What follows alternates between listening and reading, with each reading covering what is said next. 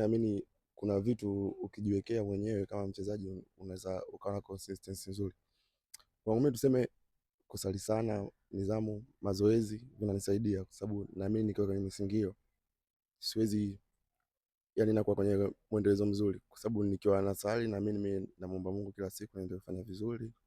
Nikiwa na nidhamu, kila mtu anaheshimiana naye, anaweza kufanya kazi vizuri, siwezi gombana na mtu, sikasirike ovyo. Kwa hivyo tunakujituma hivyo tu.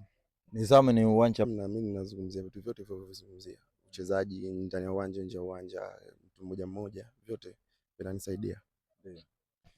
Wanasema kufunga ukiwa na kipaji na unafundishwa pia, kwa sababu unaweza ukawa unacho kipaji lakini kuna vitu inabidi uongezea vinakusaidia pia. Kwa hiyo vyote vimo vinahusika.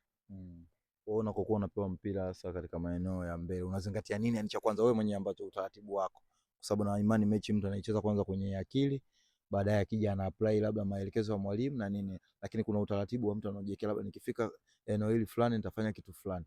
Unazingatia nini zaidi katika eneo lako la ushambuliaji? Kwenye eneo langu mimi ni mshambuliaji, kwa hiyo lazima nizingatie kutengeneza nafasi na kufunga, lakini la kwanza kufunga. Nikishindwa kufunga niko kuna sema kumpasia mchezaji mwenzangu naweza kumpasia. Kila mshambuliaji kuna timu ambayo akikutana nayo yeye anajihisi anacheza akiwa comfortable zaidi. Kwa upande wako ipi ni rahisi, kucheza na timu ambayo inacheza low block, yani kwa maana kwamba wanakaba sana, au kucheza na timu ambayo mnapishana? Sababu kuna mwingine akicheza na timu ambayo inapishana, yeye shughuli ya kurudi tena kwenda mbele yeye hapendi. Kwa kweli ipi ambayo wewe inakupa comfortability zaidi? Mimi naamini comfortable unapewa na mwalimu, inategemea na maelekezo ya mwalimu. Yeye ndo atanipa mimi comfortable, anaweza kaniruhusu niwe free au niendelee kwenye structure. Kwa hiyo vyovyote anavyotaka mwalimu mimi sawa. Kwa maana timu, lakini wewe mwenyewe binafsi ukiacha maelekezo ya mwalimu, timu gani ni wale ambao inakuwa ina defense zaidi au ile mnapishana? Ukiwa na defense zaidi itakuwa unanipa ugumu, ila tukao tunapishana kila mtu anapata nafasi ya kuonyesha kile alichokuwa nacho. Ndio bwana, tulivyocheza hapa na Namungo tulisawazisha goli dakika za jioni, Karabaka alifunga ile kwa mchungu. Tulikuwa nyumbani hapo. Ugumu wake ulikuwa wapi hasa?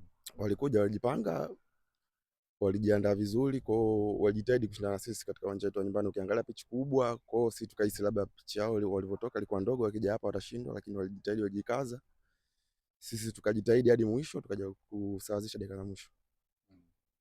Bwana Po, hongera kwanza, umekuwa na kiwango bora. Mara nyingi umekuwa unaitwa national team, lakini mara nyingine unakosekana na Watanzania wanakuwa napiga sana kelele. Yuko taifa ni jambo zuri kwangu, linanipa faraja kwamba kuna watu wanaona na wanathamini kile ninachofanya. Kingine mashabiki wakiwa wanaulizia, mimi mwenyewe pia nafurahia kwa sababu naona kabisa kumbe kuna watu wananiangalia, ukiacha tu watu wa mpira na watu wengine pia wanafuatilia. Kwa hiyo inakuwa jambo la faraja na naendelea kujisikia vizuri. Kwa hiyo na mimi mwenyewe najitahidi niwe na consistency nzuri. Wewe una vizuri, kikubwa si wote tufanikiwe. Naamini kila mtu anapenda mwenzake afanikiwe. Sidhani kama kuna mtu atakuwa anaomba tulikuwa wote sehemu moja bado tumeshinda national team wote kizazi kimoja tuone mwenzetu amepotea au sisi tunaendelea kufanya vizuri. Hapana. Tukiwa tunafanya vizuri wote tunakuwa tunajisikia vizuri na tunaombeana pia tufanye vizuri. Na tunatamani kuna labda tukutane wote kwenye timu moja tu tunacheza. George Mpole, Tegis. George Mpole, Kassim Maele. Kassim Maele, Faraja Kayanda. Kassim Maele, Prince Dube. Dube. Prince Dube, Depu. Dube. Prince Dube, Jafta Kitambala. Dube. Prince Dube, Selemani Mwalimu. Dube. Prince Dube, Paul Peter.